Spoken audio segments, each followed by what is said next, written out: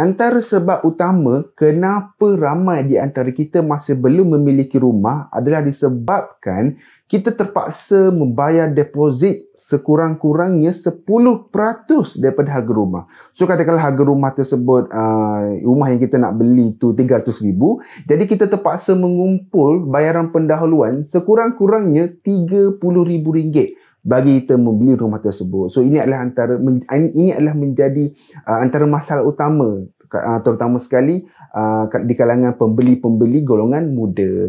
Jadi dalam video kali ini saya akan kongsikan dua cara kepada anda semua bagaimana kita nak membeli rumah tanpa kita perlu mengeluarkan 10% sebagai deposit untuk kita beli rumah.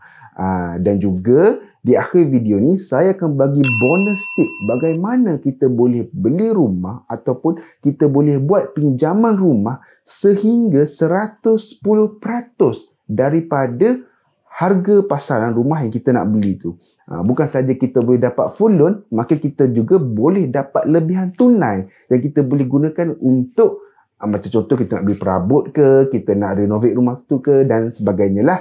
Jadi kalau korang nak tahu, korang harus tengok video ni sampai habis. Okay?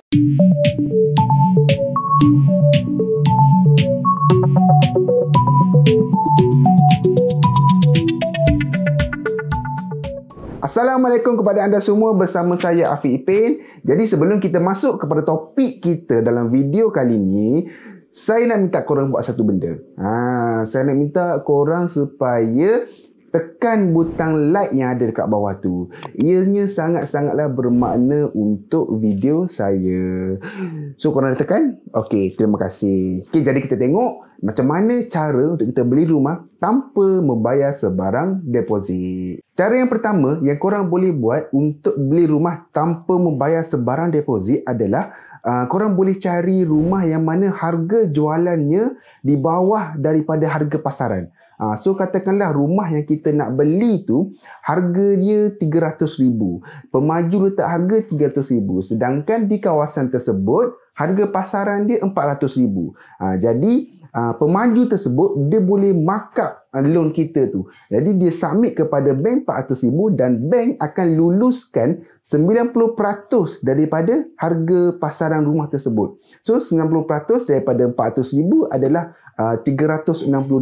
So kita akan dapat loan 360,000 tapi harga rumah tersebut hanyalah 300,000 sahaja. Jadi dengan cara ni kita boleh dapatkan loan secara penuh. Maksudnya bank tu dia hanya bagi 90% saja, tapi 90% daripada harga pasaran, bukan 90% daripada harga kita beli rumah tu. Perkara tu dah ramai yang tahu. Okey, tapi persoalannya macam mana kita nak cari rumah yang di bawah harga pasaran ni? Cara dia senang saja. Cara dia korang kena berkawan dengan ejen hartanah. So kalaulah kita ni tak ada kawan yang bekerja sebagai ejen hartanah ni, macam mana kita nak cari kawan dengan ejen hartanah ni? Cara dia senang je. Korang boleh masuk dalam laman web macam mudah.my ke, ataupun korang boleh masuk laman web macam Property Guru ke, iProperty ke, dan macam-macam lagi lah website-website yang jual beli rumah ni. Korang boleh masuk dalam tu, korang boleh cari rumah yang kawasan yang korang nak beli tu dan harga berpatut, harga mengikut kelayakan yang korang nak beli tu. So korang just contact lah ejen hartanah tu. Kontak dia, korang sembang-sembang dengan dia dan bagi tahu lah korang punya kemampuan macam ni, kemampuan macam ni. So korang nak beli rumah dekat kawasan ni macam ni. Jadi biasanya ejen hartanah ni dia akan mark tahu nama kita. Okey, orang ni prospek ni dia nak beli rumah dengan harga-harga macam ni. So bila dia dapat tahu yang ada rumah baru yang mengikut harga yang kita nak tu dan di bawah pada harga pasaran, so dia akan kontak kita dulu. So macam tu lah cara untuk kita berkawan dengan ejen hartanah ni. Macam mana bank tentukan harga pasaran rumah tu? So bank ni dia akan hantar valuer untuk nilai rumah yang kita nak beli tu. So kita kena minta pihak bank supaya menghantar lebih daripada satu valuer. Sebab apa? Sebab lain valuer, lain harga yang dia bagi dekat bank tu. Sebab dia bergantung kepada pengetahuan valuer terhadap hartanah yang kita nak beli tu. Kalau valuer yang pergi nilai hartanah kita nak beli tu mempunyai pengetahuan yang orang kata apa, yang mendalam dalam kawasan hartanah kita nak beli tu, so dia mungkin akan memberikan harga pasaran yang tinggi kepada bank tu. So bila harga pasaran tinggi, jadi kita boleh submit loan yang mana lebih daripada harga rumah yang kita nak beli tu. So kalau macam tu, kita boleh dapat cara full loan lah. Macam saya bagi tahu tadi, kalau rumah tu 300,000, tapi kalau harga pasaran tu 400,000, jadi kita boleh submit loan dengan harga 400,000. Sedangkan kita beli rumah dengan 300,000 sahaja. So bila loan kita lulus sebanyak 360,000, iaitu 90% daripada harga pasaran rumah tu. Jadi dengan cara tersebut, kita boleh dapatkan rumah secara pembiayaan penuh ataupun full loan. Dan kalau kita bijak mencari harga rumah yang lagi rendah, maksudnya dia punya perbezaan di antara harga pasaran dan harga rumah tu jauh, kita siap boleh dapat lebihan cash lagi. Macam tu. So itu adalah cara yang pertama yang kita boleh buat untuk dapat rumah tanpa membayar sebarang deposit. Okey. Cara yang kedua yang kita boleh buat adalah sekiranya korang ni penjawat awam. So benda ni hanya boleh digunakan oleh penjawat awam sahaja. So korang boleh apply lah pembiayaan daripada Lembaga Pembiayaan Perumahan Sektor Awam yang kita panggil sebagai LPPSA. So benda ni memang biasanya orang kerja-kerja dia tahulah benda ni. Saya pun tak perlu nak huraikan panjang. Yang jadi masalah nak beli rumah pertama ni adalah kalau orang golongan swasta, kalau orang kerajaan, dia boleh dapatkan kemudahan daripada LPPSA. Biasanya LPPSA ni dia mempunyai tempoh pinjaman yang panjang, sebab kita boleh buat pinjaman sehingga maksimum umur 90 tahun. Tapi setakat yang saya tahu, kita boleh buat maksimum 30 tahun je lah. Tak tahulah kalau dia dah upgrade sehingga 40 tahun sekarang ni.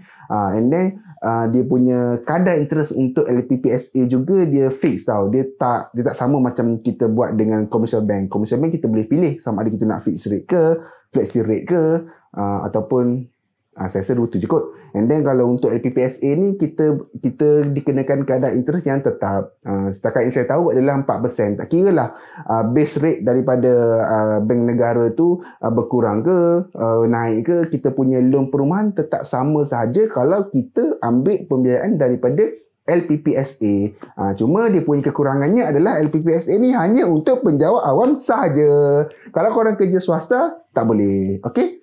So itu adalah dua cara yang kita boleh gunakan untuk kita dapatkan rumah secara full loan. Saya lupa bagi tahu yang LPPSA tadi, dia memberi pembiayaan sebanyak 100% daripada harga rumah yang kita nak beli tu. So tak ada isu lah. Okay. Itulah dua cara yang saya bagi tahu tadi. Dan juga bonus tip saya nak bagi tahu macam mana kita nak dapatkan pembiayaan sebanyak 110% daripada harga rumah yang kita nak beli tu. So kalaulah rumah yang kita nak beli tu harga dia 100,000, kita boleh dapatkan pinjaman sebanyak 110,000. So lebih lagi 10,000 yang kita boleh gunakan untuk macam-macam lah kita nak gunakan apa tu. Dia benda ni sebenarnya dah lama ada kat Malaysia, tapi tak ramai orang yang tahu. Benda ni dipanggil sebagai skim rumah pertama. So ada banyak bank yang offer skim rumah pertama ni. Tapi skim rumah pertama ni dia ada syarat-syarat dia.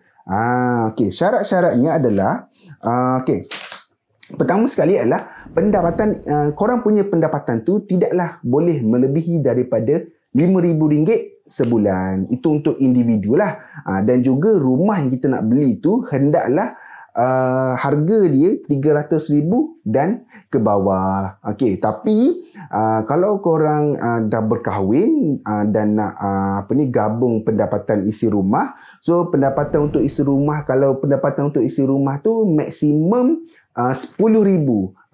Dan juga harga rumah yang kita nak beli tu adalah maksimum 500,000 sahaja. Jadi di bawah skim ni kita hanya boleh cari rumah yang di bawah daripada harga 500,000, and then pendapatan isi rumah juga tidak boleh lebih daripada 10,000. Itu kalau isi rumah. Kalau individu tadi 5,000 sahaja. Okey.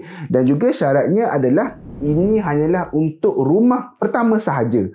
Kalau kita dah beli rumah dan kita beli rumah kedua, kita dah tak boleh pakai skim ni. Skim ni hanya terbuka untuk rumah pertama sahaja. Dan syarat yang seterusnya adalah rumah ni hendaklah kita duduk. Bukan kita beli untuk disewakan. Kalau macam tu tak boleh. Rumah ni hanya dikhususkan kita beli rumah pertama untuk kita duduk sahaja, bukan untuk kita buat pelaburan ataupun disewakan. Dan juga kita boleh guna skim ni untuk beli rumah baru ataupun rumah second hand pun boleh, ataupun kita panggil sebagai rumah subsale. And then dia punya syarat yang terakhir adalah ini bukan syarat, dia macam kriteria dia lah. Kita punya loan ni kita boleh buat sehingga tempoh maksimum 40 tahun. Panjang tu 40 tahun. Sekelebihannya bila kita buat loan yang panjang ni, kita punya bayaran bulanan tu akan jadi rendah. Tapi dia punya kekurangannya pula, interest kita akan bayar tinggilah sikit.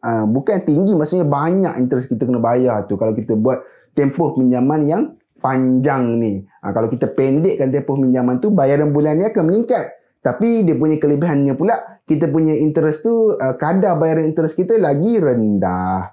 Okey. Dia punya satu lagi, dia punya syaratnya adalah tempoh pembiayaan tu maksimum sehingga 70 tahun sahaja.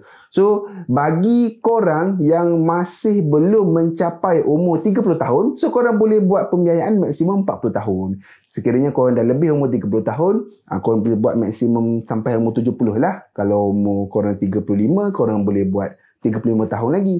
So, dekat sini korang kena tahu, kalau boleh korang belilah rumah cepat-cepat. Dia ada 13 bank yang offer skim ni.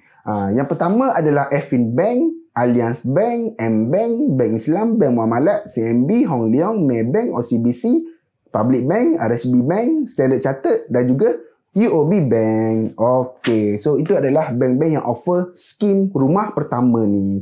Skim rumah pertama ni diwujudkan oleh kerajaan untuk kita untuk menggalakkan kita membeli rumah sendiri. So kalau korang yang dah bertahun-tahun menyewa tu, bolehlah korang consider untuk cari rumah sendiri.